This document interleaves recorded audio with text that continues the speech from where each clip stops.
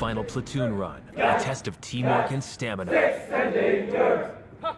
Next time they carry these 18-kilogram packs, it will be for their final test mission, a real battle.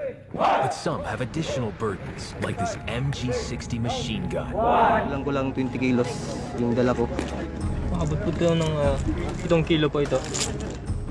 They have just 2.5 hours to complete a 17-kilometer circuit in the dark. So, ang reason na bakit kinakandak ang platoon run sa gabi, yung kagamitan ng na hindi kaya pasukin ng mga military vehicle, yung mga area, so kailangan na double time. Split into 4 platoons, they will be staggered at 10-minute intervals, one after another. As a team assessment, they must leave no one behind. If they do, every member of the platoon might fail the course. So, mababackdown pa lang siya, tutulungan na. Hindi yung kung saan siya backdown, doon na siya i-assist. They draw grass to see which platoon will go first. And they're off.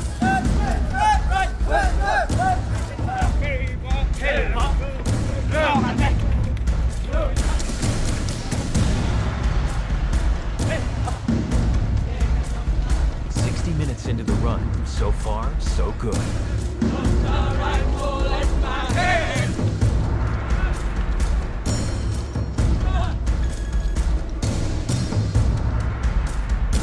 The first platoon arrives at the turning point, but some begin to slow down. Move! Okay, jump!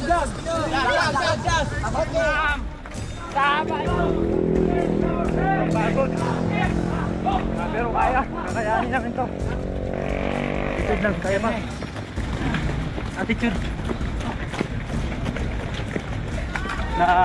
Medyo napagod kaya kinuha ko yung barina para makarecover po. The platoons only have 30 minutes left to hit the finish line. Team spirit is vital in completing the run, and Recruit 3 has taken on additional weight. Yung iba sa amin, pagod na yung mga kamay. Kaya pinapabuhat nila yung mga request sa iba. Talitan lang, swapping. Mapapansin nyo, pinapauna namin yung mga mahihina. Kasi kung hindi namin paunahin yung mga mahihina, hindi sila makakahabol pag nahuli sila. So kailangan mauna sila.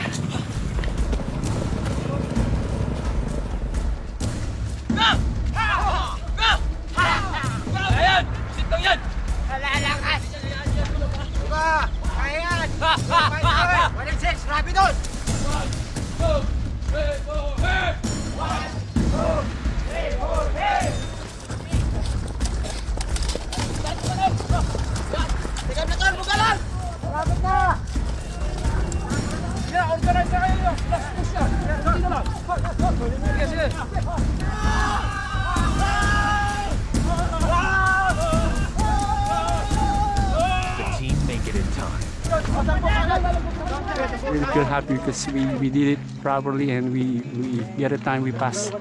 It's a defining moment for Recruit 3. For me as the platoon leader of 2nd Platoon, I think it's one of the most fulfilling event in my entire training. And this is also a test for our platoon mates, for the integrity of our platoon. And as you can see, some of us were shouting because this is the last night that we will be carrying those heavy loads. It's a moment to celebrate, but not for long.